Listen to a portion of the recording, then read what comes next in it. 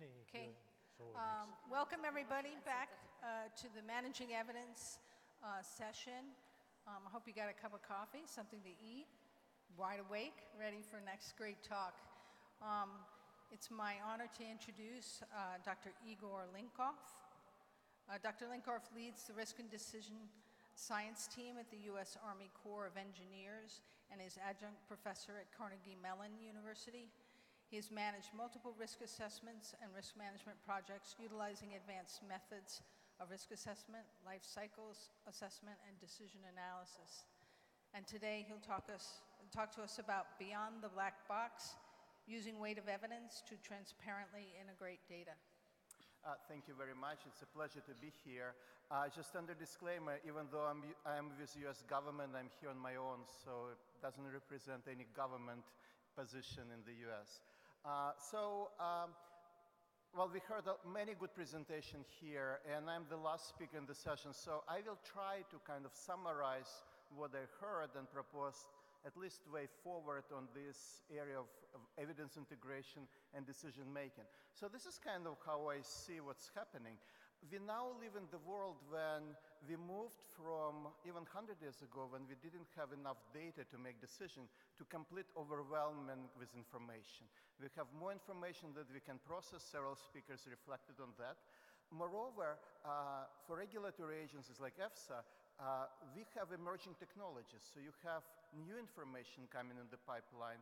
And even though we have tons of information, the relevant information may be missing. And finally, the question of how to deal with all that, how you combine benefits and risk from the technology, how you bring judgment of the society.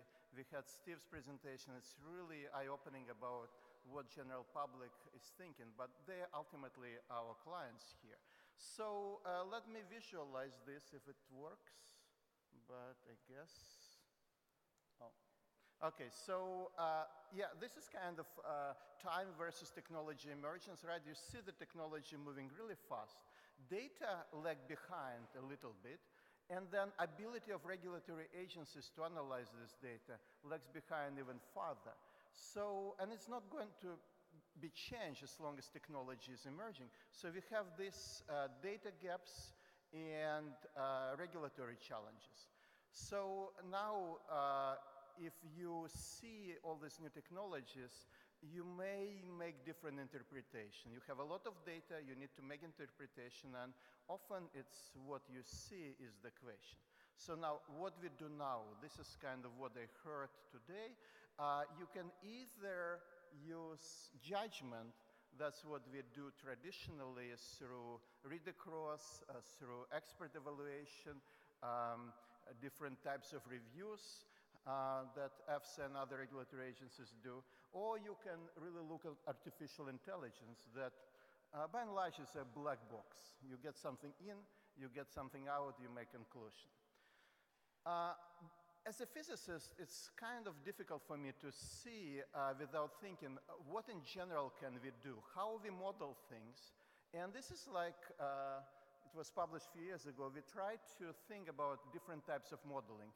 So in very generic sense, we can have mechanistic model. When you know the process, you can get differential equation or any other models that reflect the process, and you can use it to predict what's going to happen.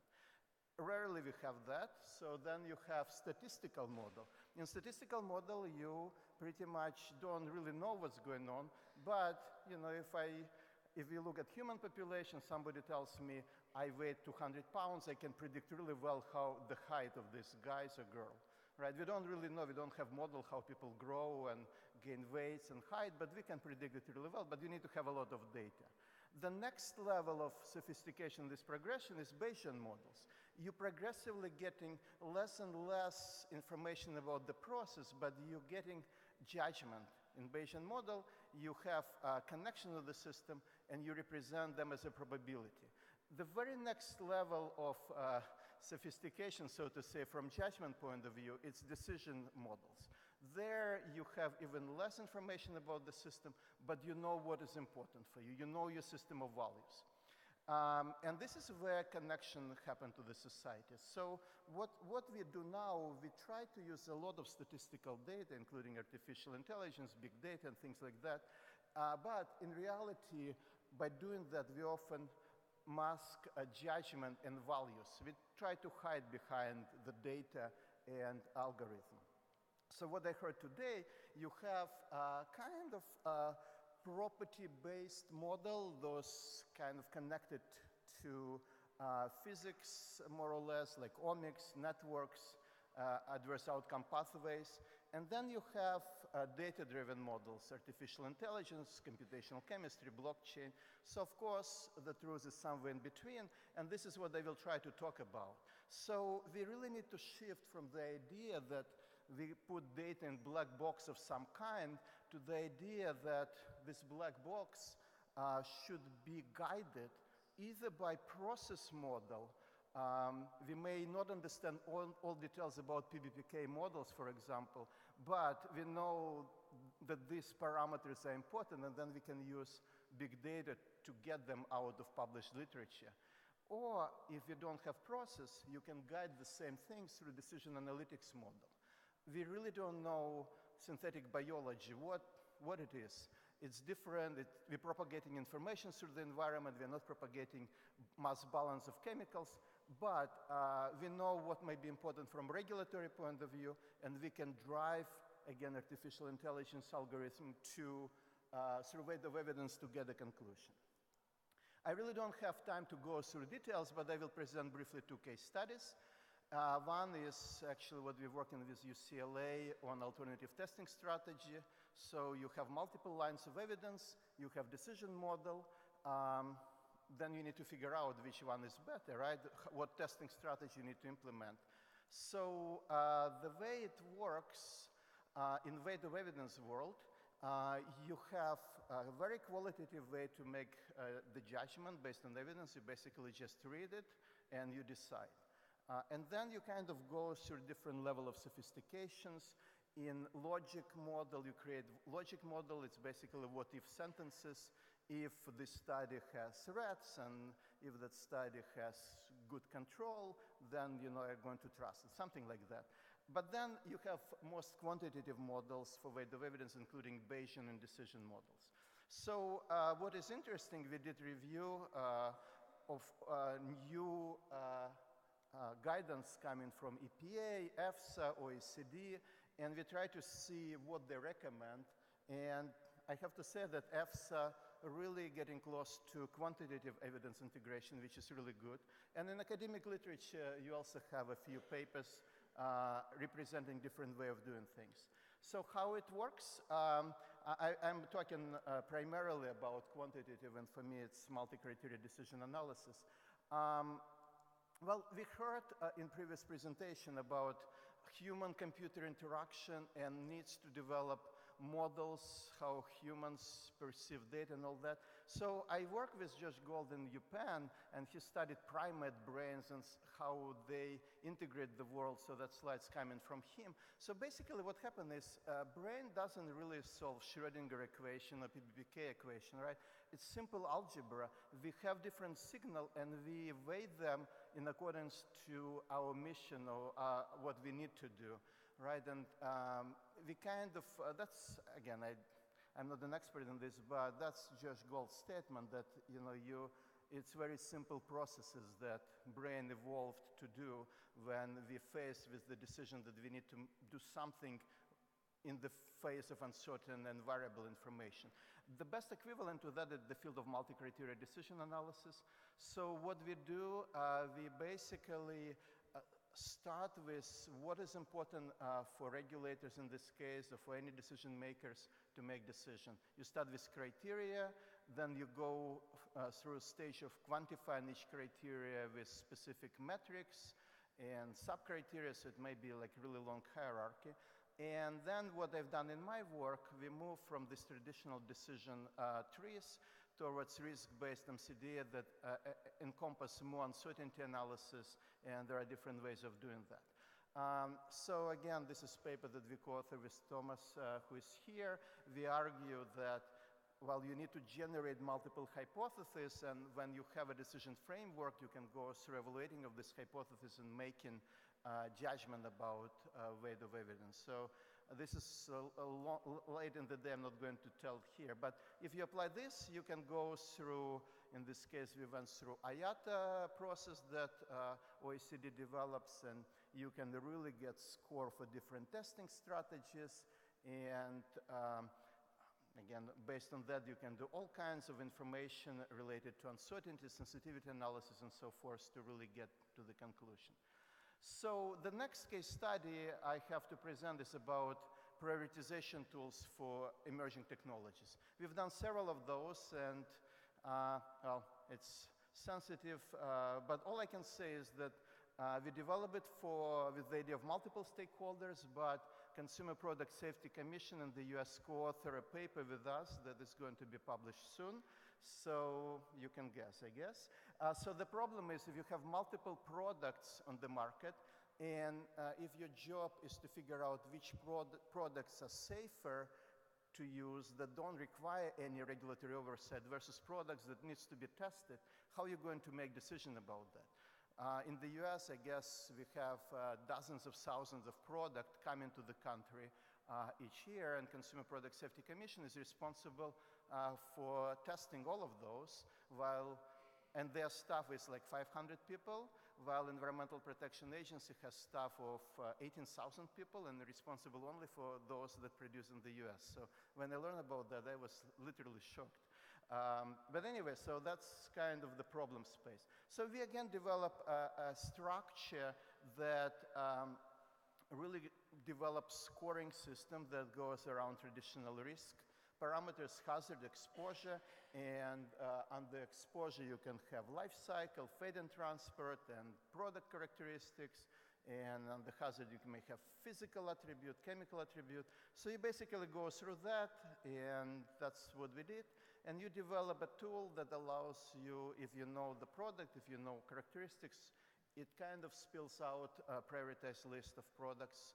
In this case, we look at nanomaterials, only products that contain nanomaterials in different shape and form, but you can really sort them out by these properties.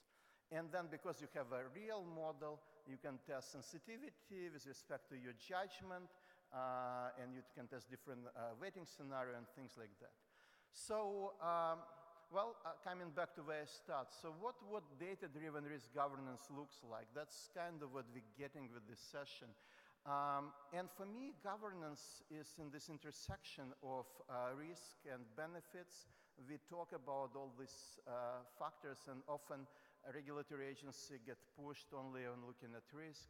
But I really believe it's very difficult. You need to look at benefits as well, and actually under this soft law that we do practice, both in the US and Europe, we have a way to at least start thinking about integrating risk and benefits and under the umbrella of governance.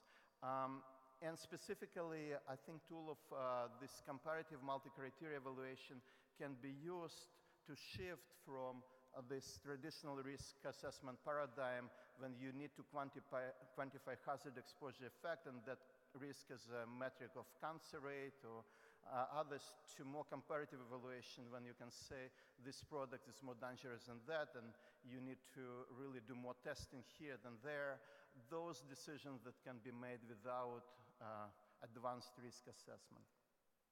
And we published this paper in Nature Nanotechnology when we really argued that you need to combine experimental science and social science through this combination of decision analytics and value of information analysis, when you can guide information gathering through the views of regulatory agencies or other stakeholders, and kind of loop it back and forth while you're collecting information.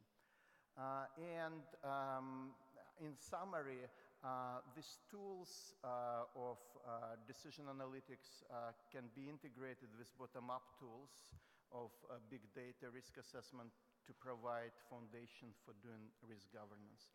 And well, we published a lot on this. I'm organizing organizing this workshop in Switzerland, specifically focused on synthetic biology and biotechnology. I have a few flyers if you're interested, and thank you. I will be glad to answer a few questions.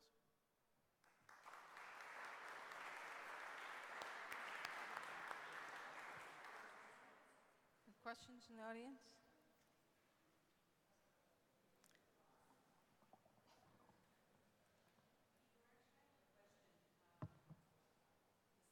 Is that on? Yeah, sorry, okay.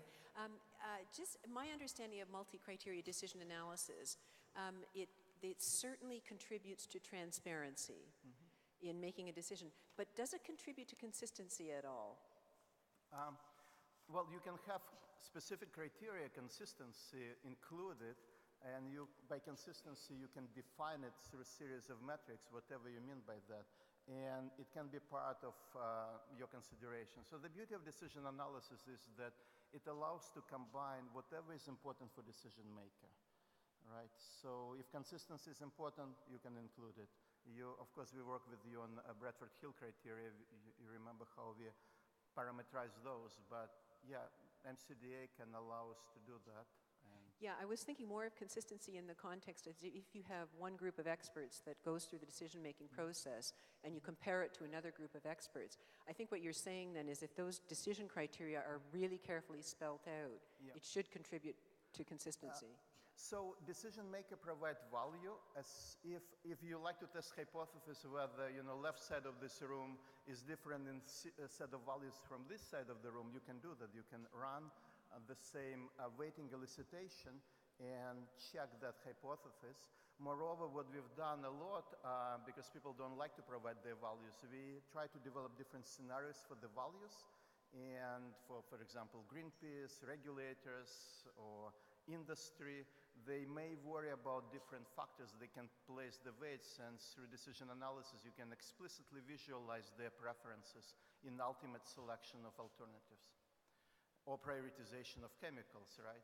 So I would guess that industry would be more thinking about value generation, while regulators will be more thinking about risk reduction and things like that. So you can explicitly see that if you do decision analysis in the right way. Any other questions? I have one here. Yeah. Sorry. No, sorry. It's Ulrika Salin from Lund University. Are you suggesting to replace mechanistic modeling, statistical modeling, and Bayesian analysis with multi-criteria decision analysis? Ulrika, can you say it again? It's like terrible echo in this room. Several speakers told me, just ask again slowly. Are you suggesting to replace mechanistic modeling, statistical analysis, and Bayesian analysis with multi-criteria decision analysis? No, remember my diagram, and it's already done. So I really believe that you need to guide data analytics either through process model or decision model. You cannot just do it in the vacuum. If you can do good risk assessment, if you have relevant data, if you can quantify uncertainty as you do, fine. But if you deal with synthetic biology at the moment, you have no clue how it works. You know that it's very different from chemicals. I don't think we can easily do risk assessment the way we have been doing. So you need to think how you shift methodology to address emerging challenges. But it's not a replacement, it's kind of complementary way of thinking, and maybe once you get more data, you can get to risk analysis the way we practice it now, but you need to start somewhere rather than say, well, we don't have data for risk analysis. Like in nanotechnology is a good example. I've been in nano field since 2006, actually with Nigel Walker. We were in one of the first panel that looks at risk for nanomaterials in 2006, I believe. And well, people say we don't have data for risk assessment. Now, 12 years later, we still don't have data for risk assessment for nanomaterials, right? And we'll never have data for that.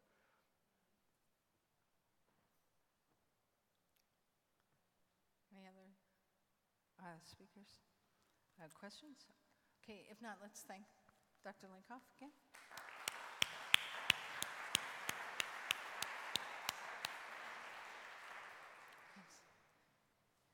And now I'd like to, you're going to be on the panel anyway, so step in. Just introduce the moderator for the panel, Dr. Holger Schoenemann. He's chair of the Department of Health Research Methods, Evidence, and Impact at McMaster University. He's co-chair of the GRADE Working Group and has major responsibility for advancement of evidence assessment. And he's going to moderate the panel.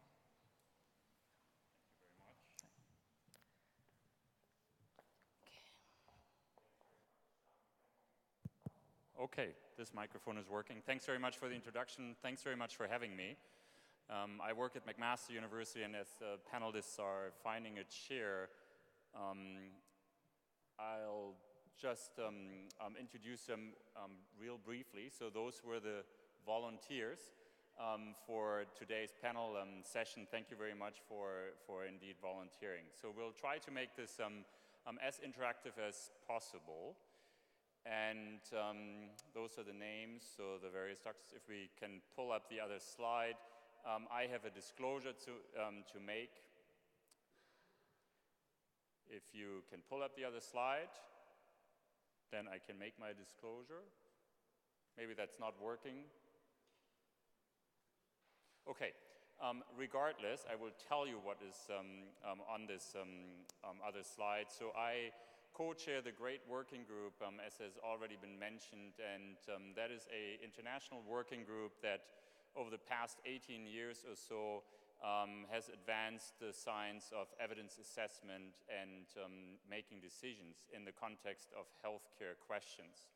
The system is used by over 100 organizations worldwide, including the WHO, the World Health Organization, to make decisions in the context of public health and clinical medicine. So that's my disclosure, but it's actually quite relevant. So today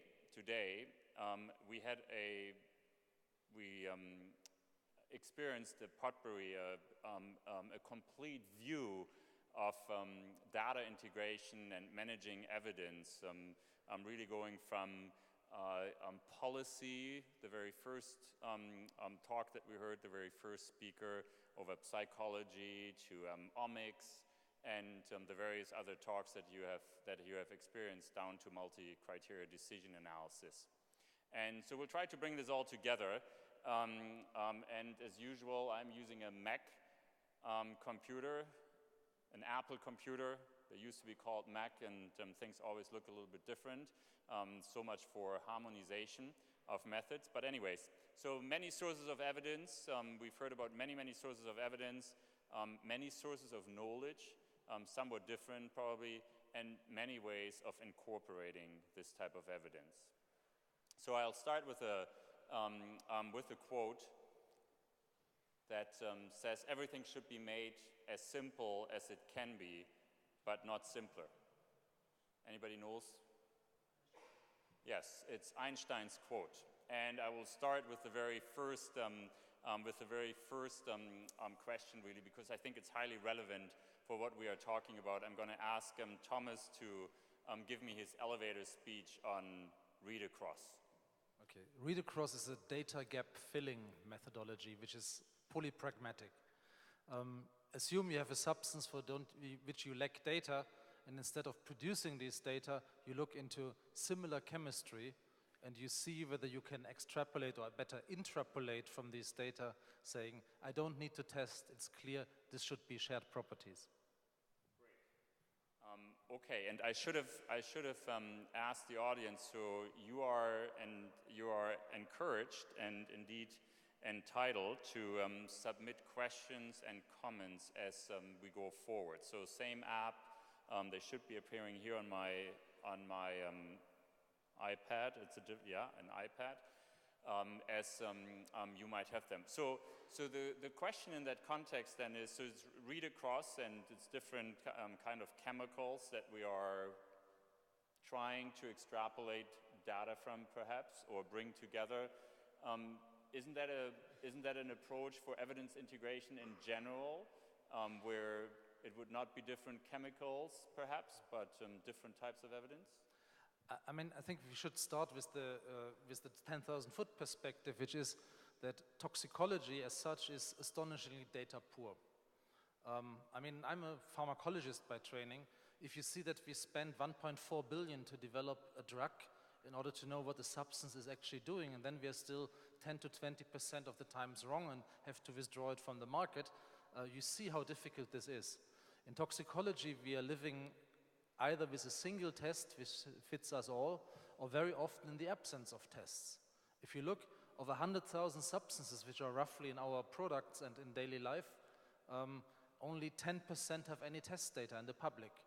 And we need methods, because nobody will be suddenly able to produce all of this, which are pragmatic, which fill the gaps, and which allow us to move forward in emergency situations, whenever we have to make a judgment, and read across comes quite handy if we only do it in a good quality. Yeah. Igor, please go ahead. In my terminology, the read across, the way it practices it, it's somewhere between very simple best expert judgment to logic model. But it's not quantitative, it's not transparent. If you have different experts doing that, you may get completely different results. But you're absolutely right, it's one way to integrate evidence. Okay, Igor, let me follow up on that. You threw a ball to me, and I'm going to pick up on that ball. So on one of your slides, you suggested that the more decision-based the model model would become, the more qualitative would the data be, or the more qualitative would the approach be. You had one of your slides up, and you indicated that the quantitative approaches would require least judgments. I'm going to ask you a question. Is there any way that even the most quantitative approach does not require very important judgments? And I'll tell you why. A model that typically is required in order to do any quantitative analysis, that is including judgments about the exposure that you're choosing and so on, doesn't that always require judgment? You're again absolutely right. All models require a lot of judgment, but this judgment is hidden under modeler. Again, it may take like 1 minute, but I was part of modeling intercomparison with International Atomic Energy Agency, and they developed a scenario and asked different group of modelers to produce results. And we published a couple of papers as a result of that, but conclusion is that modeler himself or herself introduced the highest possible uncertainty in the model because of judgment component. But it's hidden. When I get the model to regulators, all they see is cancer risk and threshold, and they can make decision, right? But uncertainty, even if I quantify uncertainty at the modeler, usually it's only parameter uncertainty, but model uncertainty itself is not quantified. And scenario uncertainty, by which I mean my interpretation of a life situation that I'm modeling, is not even close to be there. While, again, from my experience as a modeler, this is what drives most of the uncertainty. So just to conclude, why I like decision analytics is because it allows transparency and it forces me to quantify judgment versus data. Okay, so the less certain, let's say, the more certain our data are, the less judgment we know.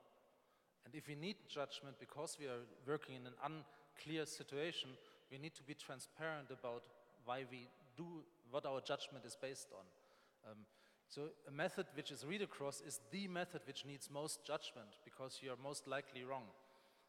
If you have something which is data intense and based on various data streams, it can be very certain and need little or no judgment because it's such a bloody evident situation. Yeah.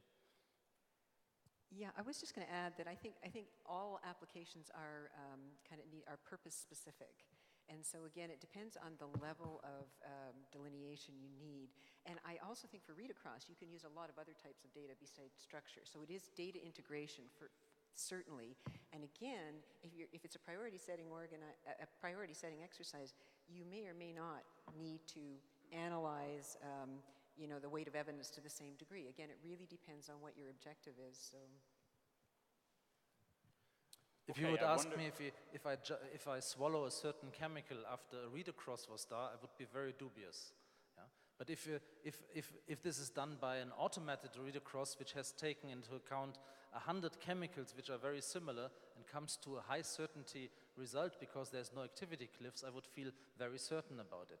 So you can really use the same approach and can derive completely different levels of certainty. Okay. Think about that.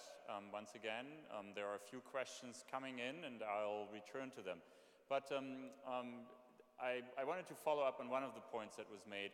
In other fields where evidence synthesis is important, direct healthcare, public health in particular, we are seeing an increasing movement towards data integration that includes both quantitative as well as qualitative data. There's a big push towards that, qualitative research for its integration. So how does that work with your approaches, with your thinking? And perhaps, Stephen, you want to comment on that. You spoke a lot about looking across different, I think, across different disciplines and connecting what is known. Well, it's interesting that human beings have been faced with this very distinction between sort of predictive frameworks and explanatory frameworks from the beginning of time. And there's a movement in cognitive science, and that's existed for decades now, which says the solution is to integrate both methods, right? So I guess Igor sort of made this point most explicitly. It seems pretty clear that what human beings do is, on one hand, to have very sophisticated pattern recognition systems that are based on complex data analysis, that are excellent at prediction, but often you don't know what the hell they're doing or what the basis of their prediction is. And so on the other hand, there are other kinds of frameworks. They used to be logical frameworks. Nowadays, causal modeling has taken precedence, which are much more explanatory in character. And you know, if you think about how you play chess, say, or how a grandmaster plays chess, on one hand, they look at the board and they see things that a beginner doesn't see by virtue of their experience. They have intense pattern recognition abilities. But because chess has deep nonlinearities, you can't just make a decision based on that direct pattern perception. You have to also think a little bit about what your opponent would do if you do something. You have to apply a kind of rule-based system to the output of the pattern recognition system in order to check, in order to verify. And so you also have to think about the nature of the underlying system. And if it has deep nonlinearities, if there are cliffs that you can walk over, then you have to be really careful, I think, about extrapolating based purely on data. Which reminds me, and then we'll go to Claudia, so that decision-making in any field, including risk assessment, probably doesn't go without judgment. Your judgment about the opponent who sits in front of you when you play chess is it's actually a judgment, and that probably differentiates our intelligence from artificial intelligence until now. Who knows? I agree completely. I think the one domain in which artificial intelligence has made the least progress is in understanding the intentions of other people. And as a result, it's relatively easy to deceive AI systems. Of course, it's relatively easy to deceive many human beings, too. Claudia has been patiently waiting, and then we go to Igor. That's quite all right. Yes, we're getting into AlphaGo, deep mind territory there, and possibly we will get to that point when they can start to predict our intentions and feelings and so forth and integrate that. I would just say on that point about qualitative and quantitative data, I mean, up until fairly recently, we've used qualitative data to supplement quantitative data to help add an explanatory layer, and they have been treated fairly separately. What seems to be happening now is that we are now able to digitize the qualitative in a way that makes it countable. And that's in a way that makes it linkable to the other data and statistically enumerated. So this is the difference. And this is then when we get to the point when then the computers can begin to learn how we explain, how we decide, where we find ambiguities and what actually that relates to, and process that data. So I think we're going to move into a new world in which almost the difference between qualitative and quantitative data is going to disappear. It's going to be different forms of data, different shapes of data, different, speed and so forth, but it will be processable together, and that's where... Yeah, it's probably, that is what data integration is about, and I'm just going to expand on that a little bit. I think we need to be absolutely clear. So I come from the place where evidence-based healthcare was invented, and we have to go a little bit further, I think, and think about the data integration in different ways. So qualitative research, so I'm specifically referring to qualitative research, probably helps us explain associations and effects, but it cannot prove causality. But who knows how data integration will actually inform that particular field. That's at least the current thinking in the field. So I'm just returning from the Cochrane colloquium. So Cochrane being the organization that pretty much has invented systematic reviews, and the example that I was describing in Edinburgh, exactly, the example that I was describing was exactly that. The public health groups are specifically saying integrate quantitative and qualitative data. Go ahead, and then Igor. I was just going to say it relates to this question of risk as well, and what is your tolerance of risk? And often you're looking for the qualitative data. It contains values. It contains values that says how much risk you're willing to put up with, that you can then feed into your decision tree or whatever it happens to be. And so, but it's tricky ones. They will still have separate places, but we're seeing much more quantification of, verbal data and free speech and thought. And absolutely, we also need to be clear that that values can be elicited through qualitative research, but also highly quantitative research. And these distinctions are really important. So Igor, you've been waiting, and then I will read one of the questions from the audience. I actually try to go back to your question about other fields. So one case study that I was part of, it was my colleague at Navy. So they have very simple task. You have a submarine, and they need to hit the target. And they have multiple information sources, and then they study experienced people and novices. So what they found is that, and it's close to what your chess game, novices try to scan all information. They spend a lot of time doing that. At the end, their performance was not as good as experts or more trained people who quickly identify several most important pieces of information and act on those. And they did it much faster and more efficient. So how it's relevant to regulatory agency? If we manage to capture a few most important factors or criteria of pieces of information, and we place a weight associated with that coming from expert judgment, again, these people, then you have like the proxy for these experienced regulators or submarine operators or whoever experts are. You need to capture their knowledge through the way of weighing of different factors and ability to quickly identify, given your mission, what is more relevant. So this is, at least for me, a way to integrate. But I think the challenge is, Igor, and I've dealt with a large number of expert groups, is actually, what I have found extremely useful is to work with informatics people, because when you've got a fair bit of experience, for example, assessing mode of action or whatever, they've said, well, and I was looking at weight of evidence, they said, what do you mean when you say this? And how would you codify that?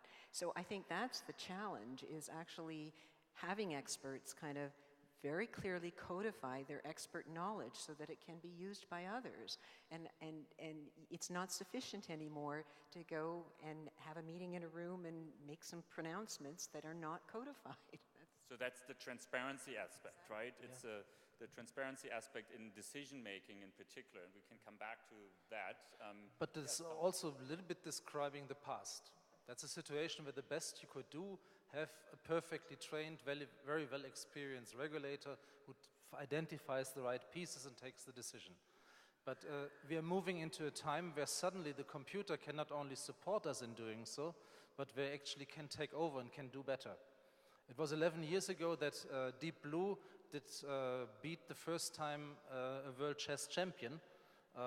This was a situation of very clear information, very clear evidence, games. Yeah? Now we're moving into a field where artificial intelligence can actually help us in muddy situations, of unclear situations, because the computer can address so many more sources of evidence, can compute so many pieces and details, and attribute also probabilities to this.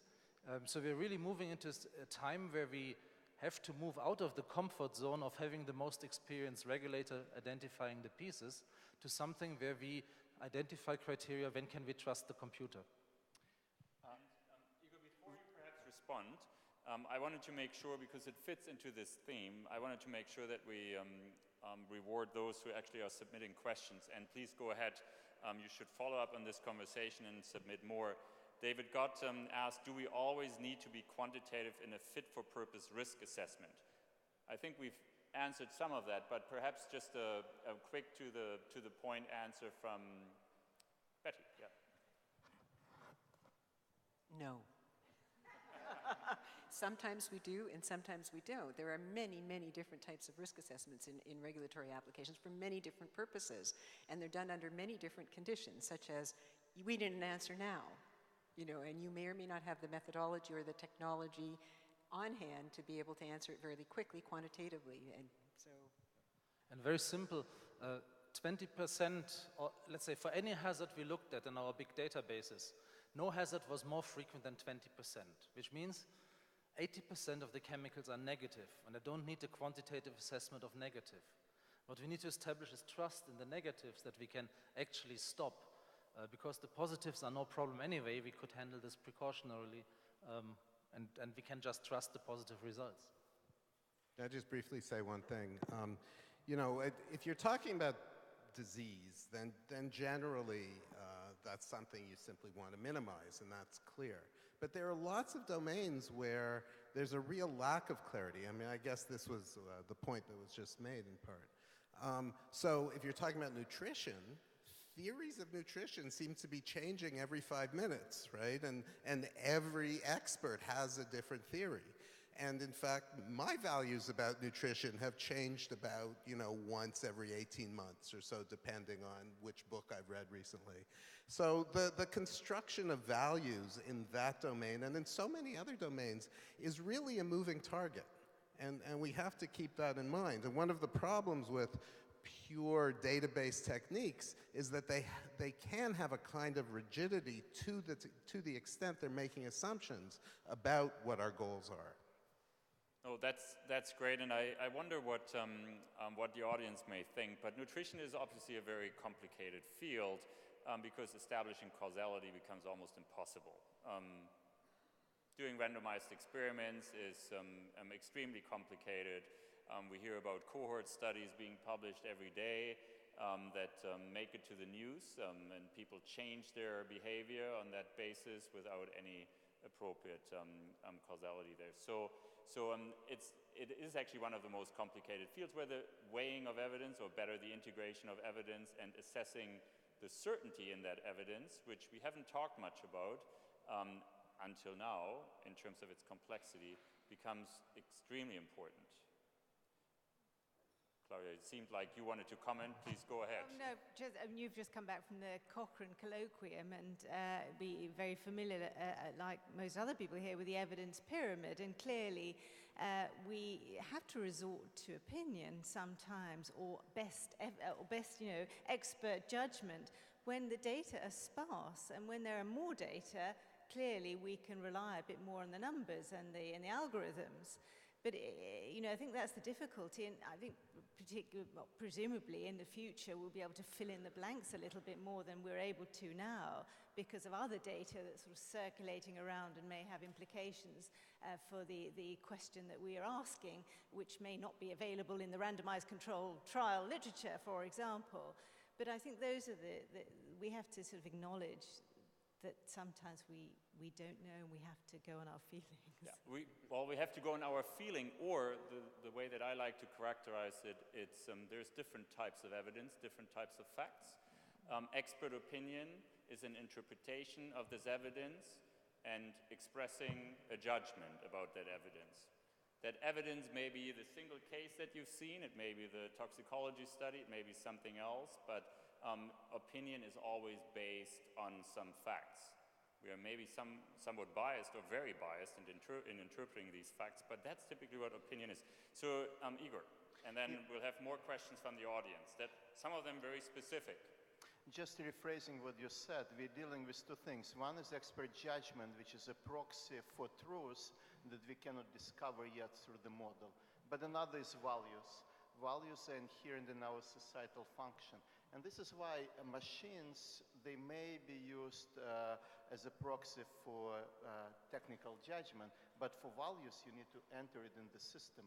Otherwise you may get maybe a true result from artificial intelligence point of view, but societally unacceptable. So that's very important, and this is why I really don't think that without driving artificial intelligence through kind of prism of values, you may not be getting where regulators are. You cannot quote precautionary principles only under AI machines. Thanks. I'll read one of the questions, and in part, we've started to address this. The whole session is about that, and it reads, this is from Ulrika Salin. Shouldn't a weight of evidence always be part of a risk assessment? Yes, absolutely. Because we will have to deal with various different pieces of evidence and evidence streams. We will have controversial findings, so we need to weigh them. The big question is whether this is a process which is just done by people judging it individually in a qualitative way, or whether we can introduce also the quantitative processes, the transparent processes Igor has been describing, where we make clear why we came to this weighing and why we give how much weight to which piece of evidence. That's interesting. So before you respond, I will just throw so I'm an epidemiologist by training and a doctor, I'm a physician, an internist. I will just throw my cohort study type of hat in the ring. And I will say that in that context, that type of evidence requires consideration, doesn't come without judgments, is probably at the end what we should be focusing on, what happens to people. How do we do that? I know that we cannot quantify bias at this point. We cannot, although there are attempts ongoing, and it will happen through AI. But we cannot quantify bias as of yet appropriately to be really confident in epidemiologic data. So how do we do that at this point without judgment? Well, it's interesting, back to Ulrika's question. In ecological risk assessment, weight of evidence is part of risk assessment, the way we practice it, at least on the EPA framework in the US. On the human health risk assessment, we go through conservative estimates, so it's different structure. Why it happens? Because ecological risk assessment is inherently more uncertain, and you just cannot do that. But in human health, we managed to formalize risk assessment the way it doesn't require weight of evidence. Now, I would argue that given uncertainty for new chemicals, emerging technologies, if we keep practicing human health risk assessment in a conservative way, the way we do, it may be very expensive. So maybe shift in kind of conceptualization of human health risk assessment is required, and some of these AUP studies and other ways that Betty presented is one way of how communities try to solve this problem. I was just going to say that I'm not aware of any health risk assessment that has not incorporated weight of evidence.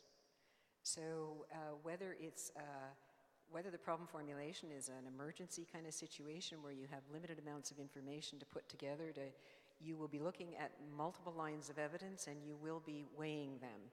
I think that what we haven't done is done the codification of some of that decision making, because I think there's a great deal of expertise out there in regulatory agencies and in the scientific community that have walked through this process, and I think it's extracting that in a form that's actually interpretable for a wider audience through electronic means.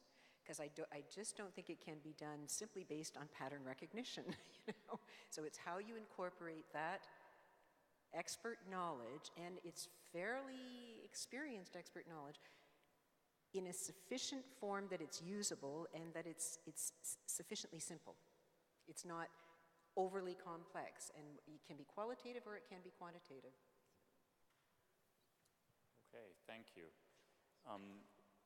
There are two more questions here on our list, but before I go there, I'll see if we can fit them with one of the next.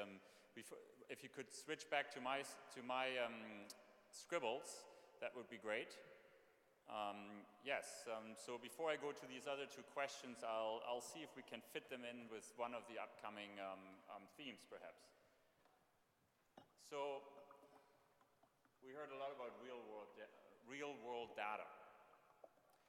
There's a lot of talk about it. It's being utilized by all sorts of groups. Anybody who has to do with either human health or animal health, real-world data. I'm going to ask a provocative question because I react allergically to that term. What is the real world? Is there a parallel universe? An unreal world? I know exactly what people mean when they speak about real-world data. We had a definition here this morning, but there's a risk related to focusing on real-world data. Because there's an agenda behind real-world data, probably, because it takes away, to a large degree, what we demand to prove causality. In other words, what is being portrayed, but was unfortunately the speaker this morning could not stay, it was described as a dichotomy between randomized experiments and observations. Essentially, what we're trading off is internal validity against external validity. One is not better than the other. And there's a risk with this focus on real-world data. I would propose that a large randomized controlled trial done well across the world is real-world data. There's a risk that we are forgetting what helps establishing causality. Any reflections? This is actually reminiscent of my concern about evidence-based medicine. So there are some philosophers who say there's no such thing as a probability, right? There are only conditional probabilities. And I think what they mean is there's not just one real world, right? There are many real worlds. There are many ways of looking at the real world. Just like when we look at a chair, we're looking at it from one perspective. When we're collecting data, we're collecting data from one perspective. And every perspective can differ from other perspectives. So I feel that we have to think about the multiplicity of real worlds and think about what our interests are and what our perspective is whenever we're collecting data on any topic, actually. Reflections? I think that's a very good point. There are different real worlds, and I think there are different uses of real-world data in the current narrative, and it's been evolving over the last few years. And there are those who will talk about it as if it's big data, administrative data collected from services, and that's typically how it's being used, data linked from different parts of the health service or health and social care or health and food safety or whatever it is, and you link that together and look at patterns and try and make inferences from it. So that's real world to the extent that it's collected, but it's collected in a very usually structured way. It's not always structured. And as a consequence, we're only getting part of the data often, the data that is structured and codified. The rest of the data is still sitting out there in people's written notes, for example, and it's not actually integrated. So you've only got partial real data. But secondarily to that is this question of real world and real lives. So how do I know that somebody has been poisoned by a dodgy strawberry and they just didn't go to the doctor? They've got real world data there, but maybe they've tweeted that about that and they've complained about the supermarket. So that's the kind of real world data people are starting to collect now. It's real life data. It's other stuff that happens outside the system. It's stuff that you can't control. You can't necessarily quality control it either. But it is there and it is valuable. And in sort of disease outbreaks, this is now the the great sort of hope, actually, is social media and online reporting and internet searches and so forth. That's real data. You're describing the typical case of selection bias in observational research, right? So there's different types of biases in different types of data. That example is a perfect example of a selection, of a case of selection bias, right? So I would just put forward that the term real world data is a very poor term. The randomized trial is part, or randomized experiment, any experiment is part of the real world. There's other types of real world data. So not a good term, but. I mean, first of all, I would say it distinguishes the real world from the ivory tower of academics. And in our case of safety sciences, it should make us aware that we are not 70-kilogram rats, which are young adolescents, which are identical genetically in a standardized cage with standardized food. And it distinguishes that we are making actually risk decisions about the real world, where people are old, obese, have had cancer already treated, and whatever, name it. And I think this is something which is really a very important notion we very often forget when we are so much focused on the little piece of evidence we have in front of us. Other thoughts on this? Well, so usually we have model world and real world, and this is, I think, differentiation. I think, again, I fully agree, it's a question of perspective, because sometimes model world may be good representation of real world, sometimes it doesn't, and the question is how you reconcile that with the objective of what you're trying to do. And these connections of real and modeled world, it's a question of mission that you try to accomplish in your Good. situation. Thank you. There's a question related to that from Katja Sayun. So how can we combine humility, in parentheses, uncertainty, and at the same time ensure flexibility in these machine-based systems that respond to new evidence if this evidence is in fact reproducible in the first place, I guess. Last question up there on the list. Claudia. I mean, it comes back to the previous point, really, that well, we all know that evidence is incremental, evidence is disprovable, you know, it's science. But we have opportunities now with real-world data, with data that is now at our disposal, because it's collected digitally about pretty much everything we do in our lives. We are almost permanently attached to a monitor that can tell where we've been, how much exercise we've had, probably whether we are likely to have a heart attack anytime soon, various other things, our mood, whether we've been sleeping. All of these things are attached to us. So that's real world data. But outside, there's also more data as well. So say you have a model for how some foodborne disease is going to be, you know, it works, and what the influences are and what you need to do about it. You've got this model. Right, but out in the wild, life happens. Now, you need to have the means by which you can pick up all of those signals and the technology and capacity to be able to constantly re-engineer, iterate, improve upon the model that you've got. That's real science, real life, real-time science. I don't think we're anywhere near that, but it is not impossible.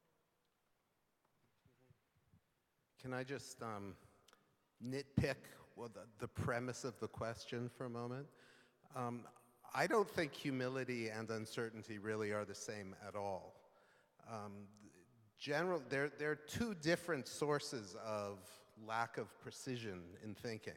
One is uncertainty about the world, right? What's going on in the world, and the other is uncertainty about what we know, about what's going, right? There's lack of knowledge, there's ignorance. And lack of humility, in my mind, reflects people who don't know how ignorant they are. And that's something that can be corrected. Uncertainty is with us regardless, right? When you're talking about chaotic systems, systems of sufficient complexity, systems that have built-in uncertainty for, say, quantum reasons, that uncertainty is always going to be there, and there's nothing we can do about it. Whereas we can always learn more. So I think it's really important to distinguish uncertainty that comes from within and uncertainty that comes from without. Because there's one that we can do something about, the other it's often much harder to do something about. But I think the important thing is that the machines are not necessarily working on a Boolean type of logic of A, not B. That's actually the human failure.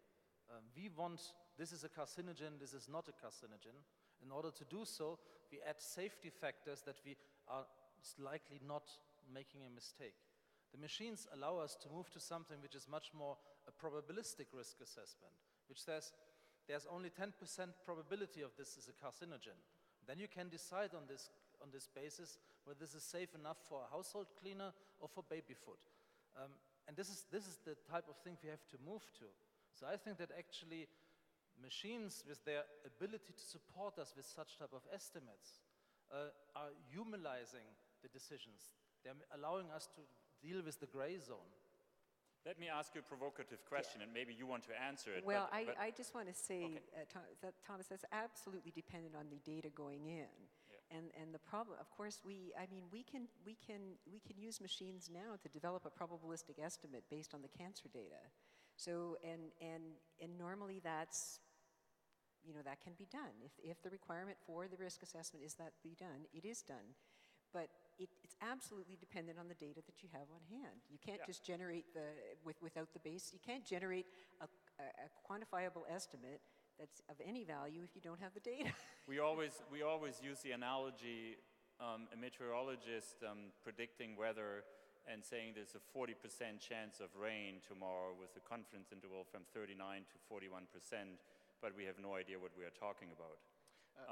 And it's exactly that. It's the input, the certainty in the input data. Now, there will be ways of having high certainty in input data. There's often low certainty in input data. I think what Thomas was possibly reflecting on was when you have high certainty in the input parameters, input data rather. Just to share one example to illustrate Betty's point. So we know QSAR is much simpler than what Thomas was presenting, but it's widely used, right? So what I did 10 years ago, we plugged in 6 different QSAR systems, all commercial, very expensive. We plugged in pesticides, right? And we tried to predict how well this model predicts pesticides. All of them get very good results. All model perform nicely. Then we plugged in explosives. This is what military likes to do. We like to plug explosives. And what we're asking is to calculate KOW. It's as simple as it gets. And across this different model, we get, 6 or 7 magnitudes of uncertainty. So we're pretty much trying to predict a constant with something that is around. RDXs, we use them, and there are many tox studies on those and many other experiments, and we cannot really do that. Why? Because in the database of all these chemicals in QSARs, maybe same 100,000 chemicals, they don't have explosives. So yeah, garbage in, garbage out. You really need to drive models with the idea that what you're asking model to predict is consistent with data that is inside.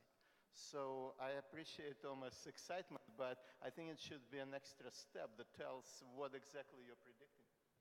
But the point I wanted to make is we have developed tools to serve our black and white thinking, which are trying to form black and white categories. And then we can, with these input data, not expect that we suddenly have a fine-tuned understanding of probabilities. If we drive our methods with maximum tolerated doses and others to being black or white, we will not get really fine-tuned probabilities. So a change in paradigm which moves us more to probabilistic risk assessment requires also thinking about the evidence streams which can actually support this.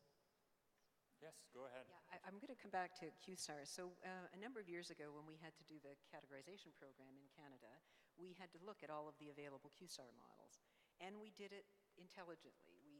We had a fair bit of expertise in risk assessment. We took a look at what was in the models, went to the model developers, found out what was in the black box, found out what the databases were that were serving them, and we could actually develop, and what was their basis, you could actually develop a structured kind of weighting algorithm that made sense from the perspective, depending again on what your problem formulation was. It's not just a push-button exercise. So then the objective is you can do that probabilistically, you can do it deterministically, and again, that depends very much on what your application is. But it's this combination of the expertise that we need to codify with the machine kind of support. And it's more than pattern recognition. I think that's the challenge. Thank you. So I wanted to encourage the audience to ask questions. We, I think, have microphones that could be going around in addition to typing them. If there are any questions, please go ahead. Maybe just to address last point.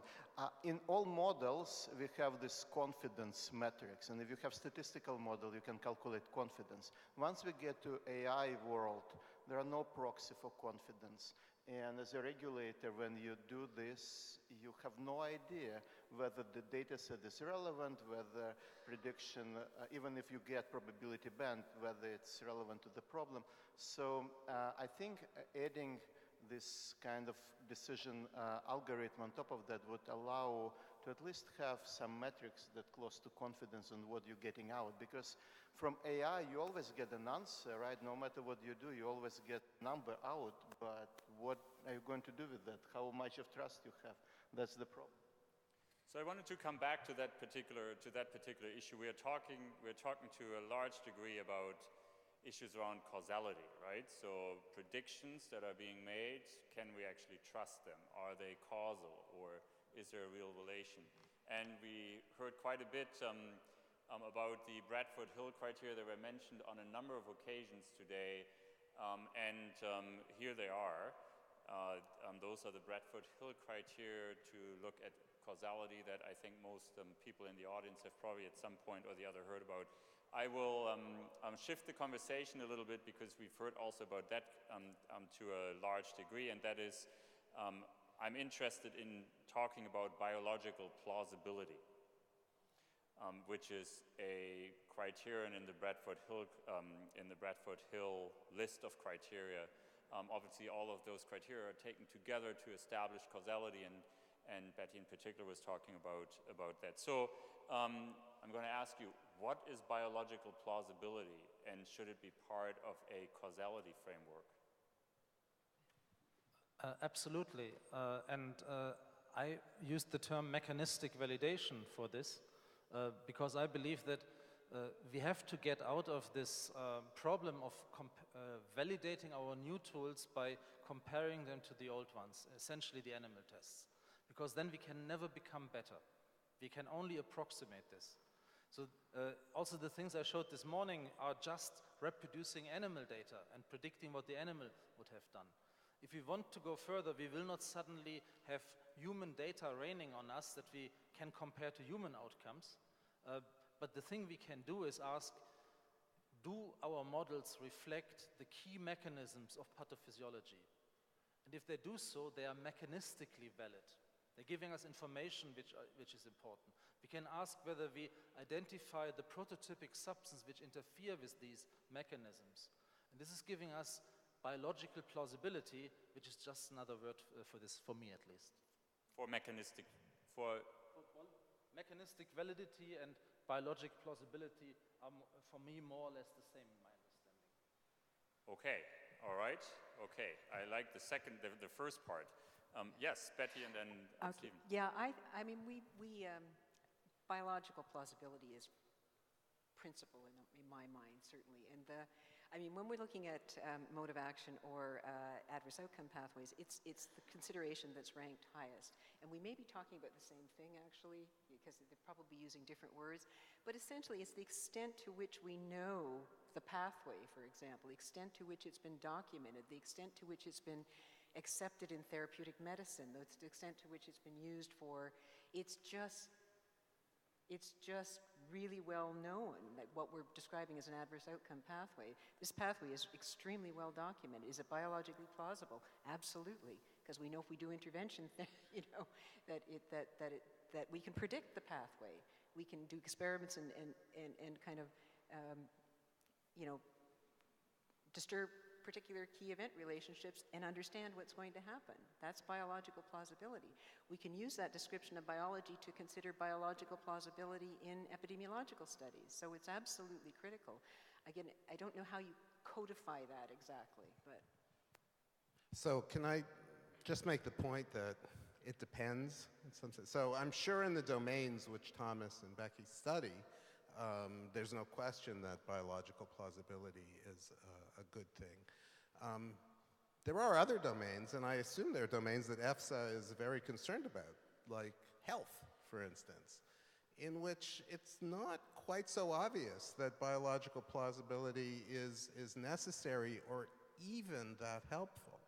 I mean, there are all kinds of emergent phenomena, right, that involve emotional health and mental health, social well-being that determine health. And moreover, there may be multiple biological pathways to health. There might be a huge gap between the underlying biology and the response that we're measuring, such that the underlying biology is just not all that helpful in the same way that measuring the activity of individual molecules is not all that helpful for predicting, say, the trajectory of a missile, right? There could just be a huge gap. So let's keep our mind open about when biological plausibility is useful and when it's not. Okay. Yes, Claudia. I think it's a very good idea to be doing what you're doing, and I think there's not a direct, correlation between a biological pathway and an outcome, because there's a human being in the middle, and we're all a bit different, and strange things happen in our environments. Nonetheless, it's an anticipatory tool, and if we can front-load our systems with this knowledge, even if it's sort of hypothetical, at least they're there, and we can maybe do things more quickly if we do run into problems. But just on this point that several of you mentioned, as we know more about human biology and human systems, as we are able to integrate that data more successfully, and this will get even better as time goes on, we're increasingly able to have almost an avatar of a human being. We have a digital form, a digital blueprint of human beings, essentially, that will function and are, may vary, in fact, that we can run these simulations through and see what actually happens in real life. Human beings are a bit like pinball machines. You don't quite know what's going to happen, but the ball's going to come at the end somewhere, usually. So I think we will be looking at these more synthetic human models, and we will probably digitize them into 3D forms and give them names. But in the meantime, we have these predictions based on chemistry, based on biological plausibility. I think they make a lot of sense to have them and the models. So we've done a little bit of work. It's actually, as I said, another pet peeve. And when we had a group like this, just a little bit larger, and we asked experts to identify what biological plausibility is, everybody had a different take on it and a different definition for it, which is also interesting. So the mechanistic definition comes up very frequently, mechanistic data to support biological plausibility. So without mechanistic data, often no trust in it. The other thing that becomes very obvious is that it's consistent observations that make you believe in biological plausibility, or large effects, large associations. So the question is if it's a separate criterion or if it's actually informed by the other criteria that are already part of the Bradford-Hill criteria. Because typically what we've heard is biological plausibility only becomes credible if something else exists. Any thoughts, and then we can could go to another topic. Yeah, I mean, I love that we are moving to adverse outcome pathways as the idea of formalizing the mechanisms in toxicology. The big problem I have with this is that we are far too much thinking of linear processes and that we are oversimplifying this. We are talking actually about networked complex systems, and this is why it's also so difficult to really ground this in omics data. One of the questions on the panel, which we did not address, but which came up, because omics shows the network. It does not show a linear event. Our oversimplifications here are not necessarily easy to link to these. Thomas, before we move on, maybe you want to address that question. I skipped over it because the speaker who was addressing omics is not part of the panel, but how do omics data practically feed AOPs? How many pathways so far? I had the privilege to head the Human Toxome project, which was a NIH-sponsored research grant of 6 institutions, and we were trying to find how orthogonal omics technologies, the combined use of metabolomics and transcriptomics, can help us to identify pathways. And what we learned from this is really we can identify some network hypothesis. We cannot identify really pathway hypothesis from the omics data. That's where we essentially are. So we have difficulties to combine this really with this organized textbook knowledge, which an AOP is, where experts agree this is the state of the art, and we believe A follows B, and there's perhaps a BC opportunity to diverge, but this is clearly simplification of what we assume is true. Betty, yeah. So no one disagrees that AOPs are a simplification of biology. And the objective is to really document what we know about biology to interlink them into networks. So that's, but at a level that's appropriate for regulatory kind of hazard characterization at this stage. So I think the problem is it's this link between this huge body of biological information and the transition we're in terms of using that information and in a form that makes sense to the people who are applying it. The biological plausibility question, I wanted to go back to that because I think it is a really interesting one. I think that you really have to very clearly define biological plausibility when you're using it in this kind of codification kind of aspect. People do think about it very differently. And you have to separate it from the other components as why we don't use all of the Bradford Hill considerations. They're not appropriate for adverse outcome pathways. So you have to think about it very carefully. What does it mean to you in this context? What's the information that would satisfy you? It is the hardest one to get your head around, I think. Yes. So. Mm-hmm. Okay, yeah, Stephen, go first and then Igor, yeah. I'll be quick. I suspect that the biological plausibility criterion is really a criterion about coherence, right? To what degree does this theory cohere with the other things that we know? And to that extent, it's clearly a useful criterion, but there are other criteria of coherence as well. So here, the extent to which our theory corresponds to the world in general is another one. And depending on what your data are, depending on what your domain is, you can come up with others as well. One way of thinking about it, Igor, before you respond, is that biological plausibility helps you phrase the question, as opposed to proving causality. But Igor. In my terminology, Bradford Hill criteria is a decision model through which we look at evidence, right? That's what we did with Betty, basically.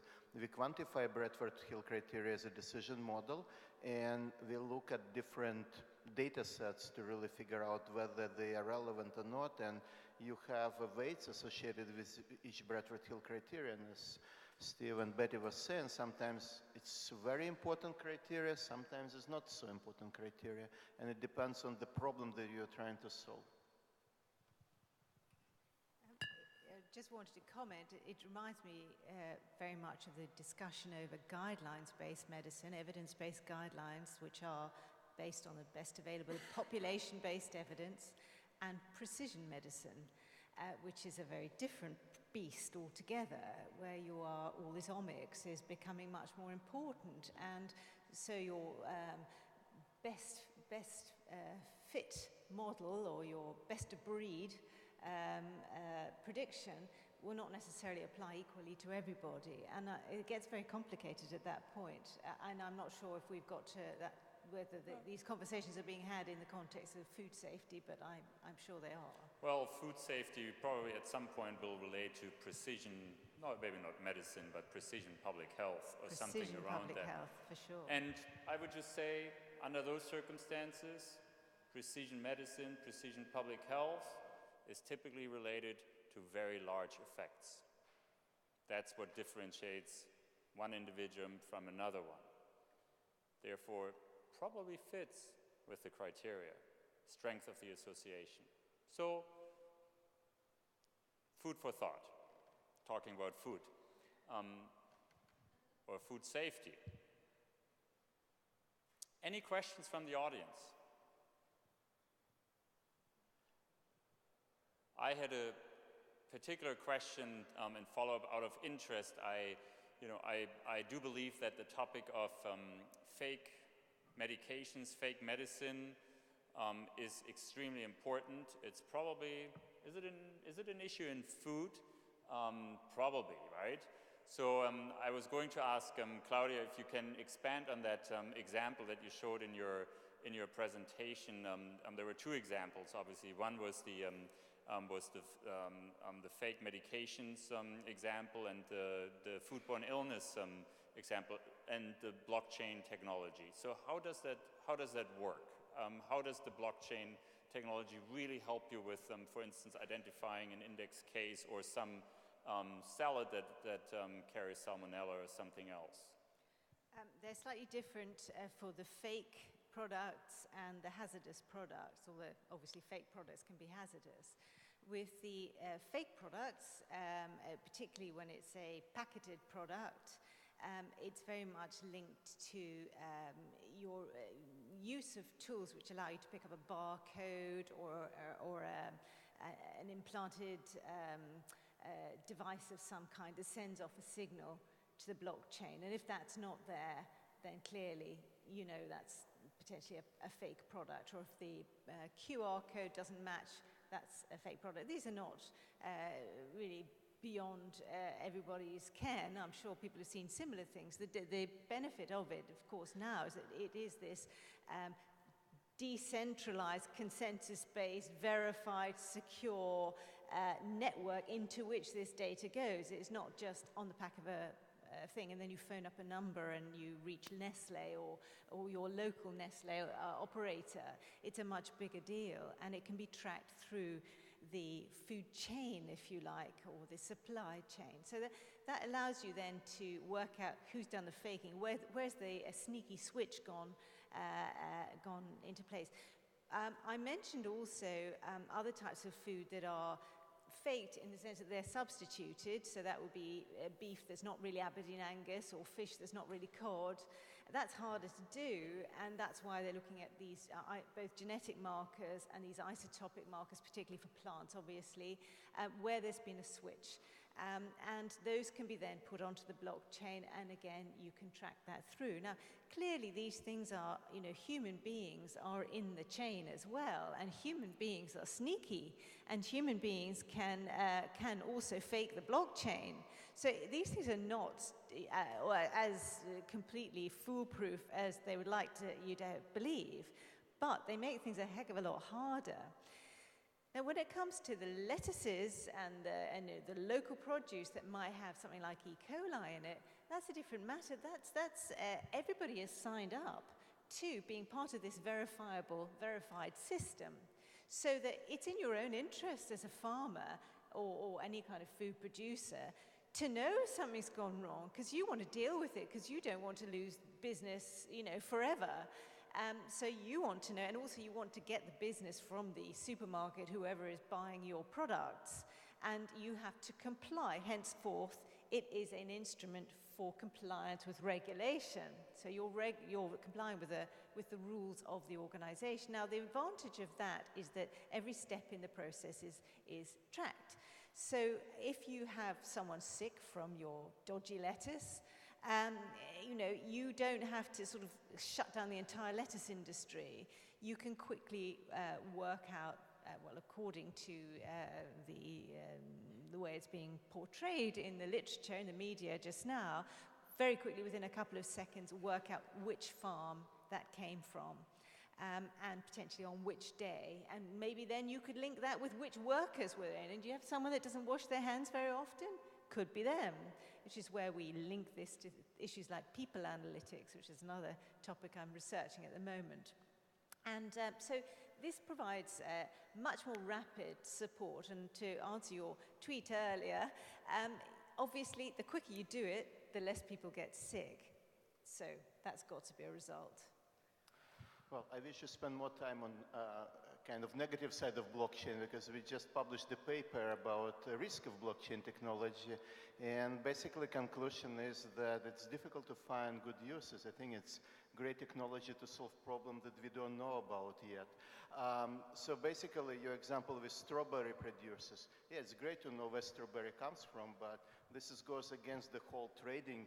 You know, if I'm strawberry trader, I don't like anybody to know where did they buy the strawberry, for how much, and how it's get to your table. So I think it will be very difficult to get to that. And the other aspects of that is governance. And it's probably even a bigger aspects for EFSA and other agencies.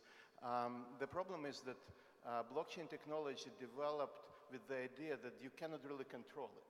You have all these groups of people, and you don't really know what's going to happen. You assume that they are trustworthy, that they enter good data, but it may not be the case. So if I'm regulatory agency, the governance of blockchain technology itself is a very difficult issue. So I'm just curious about your reaction on this. Well, I started off as a skeptic of blockchain, and probably am in many respects. In fact, the original work that I'd done, which led to a chain of events which ended up with me here, was about the ethics of blockchain. And I think it's everyone that was at this event talking about how fantastic it was from their industry perspectives or idealistic perspective were quite taken aback. But actually, it's true, there are ethical risks, there are glitches in the machine. Nonetheless, it's really just a methodology. If applied appropriately, it's better than a lot of the other methodologies we have. Nothing is glitch-free. Nothing is going to be beyond a motivated criminal. And also there are going to be mistakes. But at the end of the day, it's an incremental technology. It's better. It's got lots of features that make it appropriate in certain contexts. Now, one of the problems I find most upsetting is the doublespeak about blockchain. You read any bit of tech news, you get a different description of what blockchain is. You get a different idea of whether it's public or private, whether it's distributed, whether it's not really distributed, whether, who's in control, who's not in control. Is it a database? Is it not a database?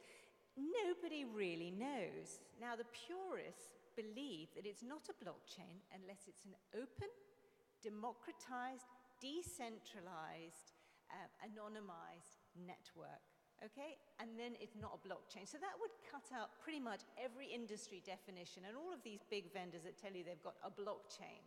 What they've got is some other type of platform or technology or system or tracking tool or digital device or HR system which happens to capitalize on the blockchain technology, that technique, which is a simple technique.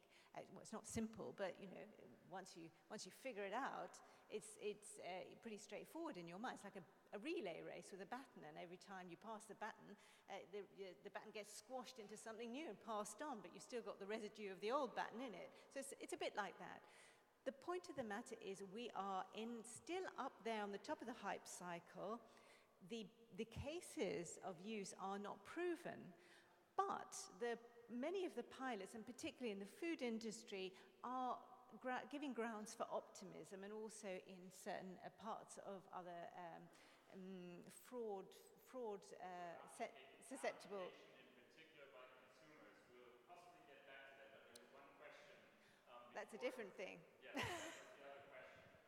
Thank you. So I just wanted to make a comment in terms of the microbiology and pathogens, the complexity in case of the leafy greens or the romaine lettuce in the U.S. We didn't have a whole genome sequencing marker, so in the lettuce, we never found it in the lettuce, so it was very difficult. And so the agency needs to do a trace back. Where did that food that that person ate come from? And as you say, the blockchain or supply chain documentation that would speed things up. They have to be created. The regulations, at least in the US, is one up, one down. So I have to know who I bought it from and who I sold it to. So that means the agency would have to ask each person along the chain. So having more information would speed up sort of figuring out what the possibilities are. But it doesn't solve all the problems because there is, the supply chain is really quite complicated.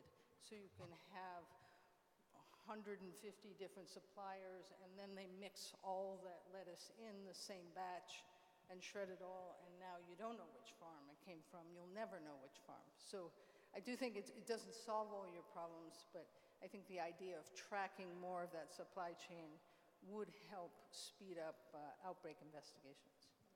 Great. We have, Igor, did you want to comment on that? No, a very quick comment, and then... Very quick, supply chain is not equivalent to blockchain, so I agree that you need to know supply chain, but blockchain would get to that knowledge, but in a very expensive way. So I'm not sure that it's optimal. We already have dedicated servers in Iceland to really go through all this ledger because it takes so much energy that you need to have natural cooling. You cannot afford it otherwise. So there are many cons around that. Okay, we have just a couple minutes left before it is 5:20, and we'll hand over for a wrap-up. I want to read the last question just for fairness. The last, and I wonder who can answer that question. Nobody from EFSA is on the panel, but maybe then we can leave it for the final summary. And that is, do you see a role of, for EFSA's data standards, for instance, Food X2 in codifying scientific data for increased interoperability? Nota bene, EFSA's Food X2 webinar is on September 26th. And if nobody from the panel is going to take that question, yeah, Angela Tritcher, okay. One more question from the audience. Angelika Tritcher, WHO. Do you allow me to respond to that question? Of course. You have 2 minutes. No, I don't need a hope. In a globalized world, we need data standardization is critical for data sharing, and it needs to be global. So the example that has been used, just to make this point, I think it's important. If you could leave the question up, it would be helpful. It is important to have, not just at the European level, but at the global level, harmonization of how we standardize data, how we report data, how we classify, for example, food consumption data, and it's an excellent example. Food X2 is already harmonized. WHO has been working closely with EFSA together, and we have our WHO food classification scheme now also harmonized with the EFSA Food X. So yes, it is important, but we need to think global in the data harmonization standards. Thanks very much, Angela. That's what automated methods like artificial intelligence, big data desperately need, such standards of reporting that you can combine data sources, and so I can only support this without knowing this specific standard. Thank you. I'd like to thank the members of the panel who had a very lively conversation, very lively discussion about the various topics. So thanks very much before we close for being up here with a round of applause, I would suggest.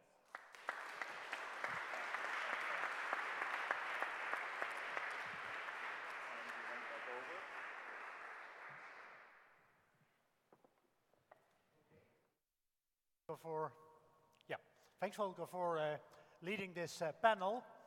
I really enjoyed this afternoon, and it's not over yet, but I need to kick out a few people.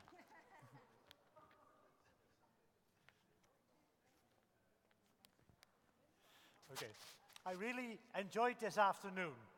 I learned so much, and moreover, I'm so happy that we are living in a world with so many possibilities and so many challenges.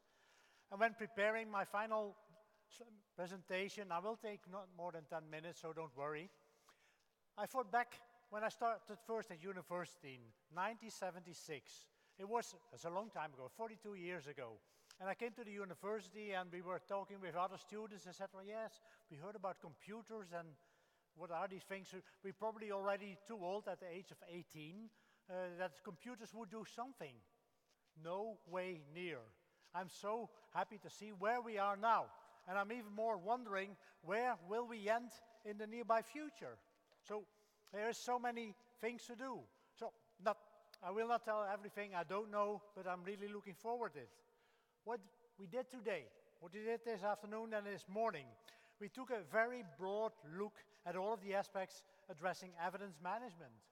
From the challenges of improving scientific return on investment through data and software reuse, to sociological challenges of how we, as a scientific community, engage in risk assessment and communication of science.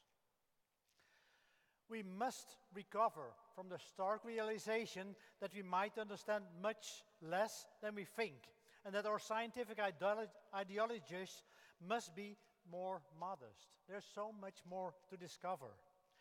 We have to be only slightly reassured that artificial intelligence will not replace human sense-making anytime soon. We need to collaborate. Artificial intelligence will enhance, and it will update our skills to be able to team up across community borders and across human and machine. So it's a marriage about human and machine, and the one cannot do and will not do without the other. We tackled many very significant issues in toxicology and hard methods within our ideology, such as whether the evidence and toxicological modeling and tests that we need to run, systematic reviews, use of real-world data, and so on and so on. And the applications are not even limited. What will happen in the nearby future? I think we may need to step out of our bubbles to address questions surrounding the value of consequentialist policy formulation and recognize that value is rooted in values. That scientists are human and that knowledge is a community approach, not the individual anymore. We do it together as a community and with the assistance of machines. And then we can achieve much, much more.